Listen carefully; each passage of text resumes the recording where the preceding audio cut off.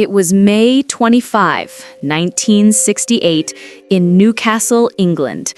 The air was soft with spring warmth, children's laughter echoed through the neighborhood streets, and 4-year-old Martin Brown ran off to play just like any other afternoon. But that evening, Martin didn't come home. His parents searched frantically, calling his name through alleyways and empty lots. Hours passed, and the sky turned gray. Then 3 local boys, playing near an unfinished house, stumbled upon something that would scar their young minds forever: Martin's lifeless body. He lay on the dusty floor of the construction site, his face pale, a small trail of blood mixed with saliva on his lips. Near his hand was a tiny bottle of pills. At first, the police thought it was a tragic accident. Perhaps the boy had swallowed something or fallen. But they didn't know then that this was no accident. It was only the beginning of a nightmare that would reveal the darkest side of childhood.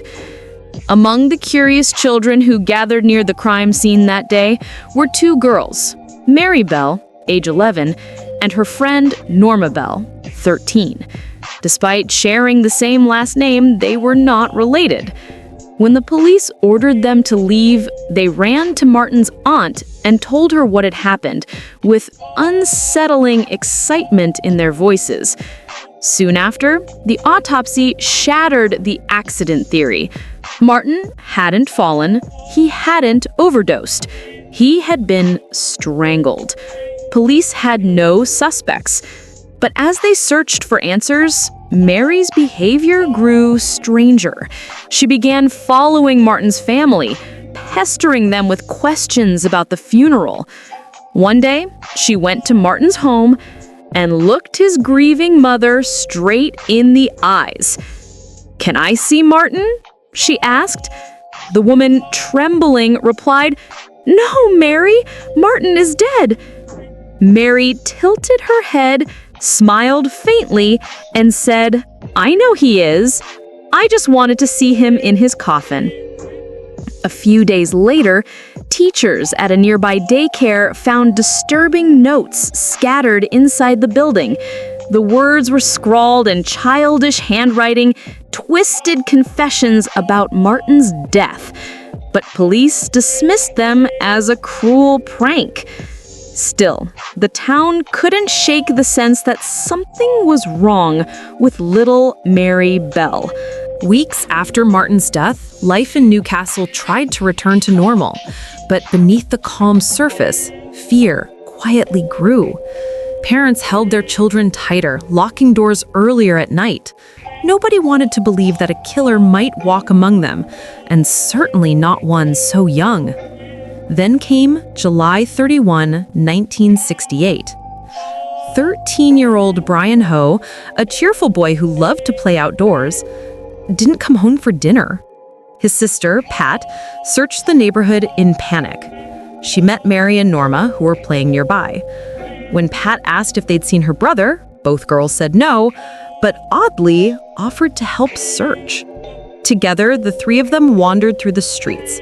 Mary suddenly pointed toward a deserted construction site and said, "Maybe Brian's behind those blocks." But Pat shook her head. "He wouldn't go that far," she said softly, unaware of the truth behind Mary's cold smile. That night, police found Brian's body exactly where Mary had pointed. The scene was horrific. The boy had been strangled, his body partially covered with weeds, his hair unevenly cut, and small scissors lay nearby. Carved into his stomach was the letter N, which had later been turned into an M. The city froze in shock. 2 innocent boys, both strangled, both found in nearly the same way, and now the whispers began that maybe, just maybe, the killer wasn't an adult at all. When the police started questioning children in the area, Mary's name came up again and again. People remembered her strange laughter at Martin's funeral, how she always hovered around the victims' families asking eerie questions. One officer noticed how Mary described the scissors found near Brian's body, details only the killer could have known. Detective James Thompson decided to watch her closely. At Brian's funeral, he saw her standing among the crowd, small, with dark hair and eyes, too calm for a child. As the coffin was carried out, Mary smirked, rubbing her hands together like she was celebrating something. That was the moment the detective knew. This wasn't an ordinary child. This was someone who found joy in the pain of others. Both Mary and Norma were arrested. Inside the police station, they were separated. Norma cried hysterically, shouting that it was Mary's fault. Mary stayed calm, emotionless, almost amused. When questioned, she gave inconsistent stories, shifting blame and twisting every word. Eventually, both girls turned on each other, but the truth was clear. They had both been there and both had taken part. When Mary finally confessed, she said she killed for the pleasure of it. No remorse, no regret, just cold satisfaction. The news shattered England. The world had seen child killers before, but never a case like this. 2 little girls, one the manipulative leader, the other her obedient follower, taking innocent lives with chilling delight. As the trial began on December 5th, 1968, the courtroom overflowed with press and families crying in disbelief. How could children so young do something so horrifying? During the 9-day trial, the courtroom sat in heavy silence as the evidence unfolded piece by piece, each fact darker than the last. The prosecutor's voice trembled when he told the jury whoever killed Brian Howe also killed Martin Brown. Both boys died by suffocation. Both deaths carry the same mark, the same small, deliberate hands. Mary and Norma sat beside each other, but they couldn't have looked more different. Norma cried constantly, trembling, avoiding everyone's eyes. Mary, on the other hand, sat upright, calm, even curious, as if she were watching a play. Handwriting analysis confirmed that the chilling notes found at the daycare, the ones mocking Martin's death, were written by Mary herself. Fibers from Mary's dress and Norma's skirt were discovered on both victims' bodies. Slowly, the picture came together. One of childhood innocence lost to darkness. When Norma finally broke under pressure, her confession stunned the room. She said Mary had grabbed the boy by the neck, smiling as she watched his tiny body struggle. She liked touching his lips, Norma whispered, shaking. She said it made her feel strong. When it was Mary's turn to speak, her voice was eerily calm. She denied everything, then suddenly admitted she'd been there, but that Norma was the one who did it. She twisted every word, her eyes cold and calculating. The more she spoke, the clearer it became to the jury. This was no ordinary child. Forensic psychiatrists described her as highly intelligent, emotionally detached, and capable of manipulation beyond her years. One doctor said, "Mary knows right from wrong, but she simply doesn't care." And then came the part that left the entire courtroom breathless: her childhood. Mary Bell's story began in tragedy long before she ever took a life. She was born on May 26, 1957, to a teenage mother who didn't want her.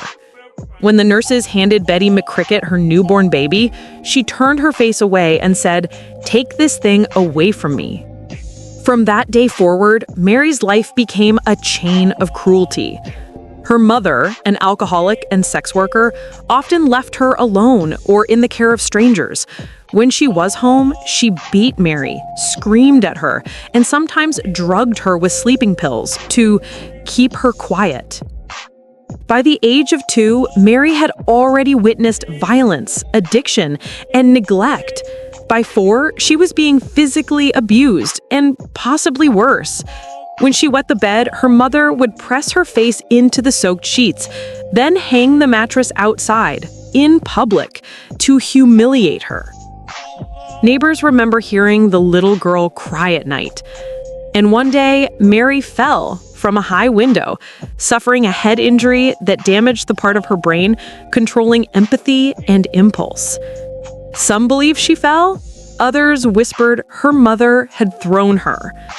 Afterwards, something inside Mary changed forever. She grew cold, detached, obsessed with control. She began choking animals, hurting classmates, and watching with fascination as others gasped for air. By the time she was 11, Mary wasn't just broken. She was hollow inside, her childhood stolen, and her soul twisted by the cruelty she'd endured. When the murders happened, she wasn't only reenacting violence, she was reliving it, passing on the pain that had shaped her every breath. When the jury finally delivered its verdict on December 17, 1968, the air in the courtroom felt thick, like everyone was holding their breath. The judge's voice was solemn as he read the decision. Mary Flora Bell, you are found guilty of manslaughter by reason of diminished responsibility. Norma Bell, her friend, was acquitted. The judge believed she had been led, not leading. As soon as the words were spoken, Norma burst into tears. But Mary? She showed almost nothing. Just a slight twitch of her lips, like a smirk she couldn't quite hide.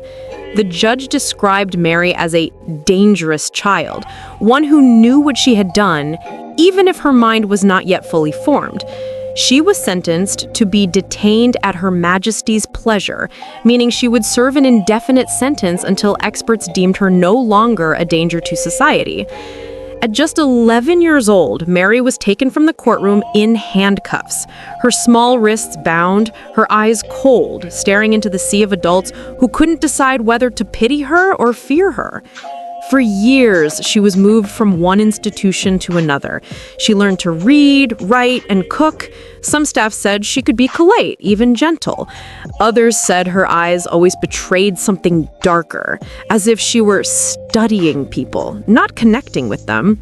She grew up behind bars, while the world outside whispered her name like a ghost story. Mary Bell, the child who kills children. In 1980, after spending 12 years in custody, Mary was released at the age of 23. The government gave her a new identity, a new name, and a chance to live a quiet life. She became a mother herself, and for a time, the world forbade her. But in the late 1990s, the press found her again. They discovered her new identity and published her story, exposing her and her daughter. The trauma forced her into hiding once more under lifelong court protection. Even today, no one truly knows where Mary Bell is. She could be living under another name, perhaps as someone's neighbor, a woman who smiles at the grocery store, whose past is too terrible to imagine.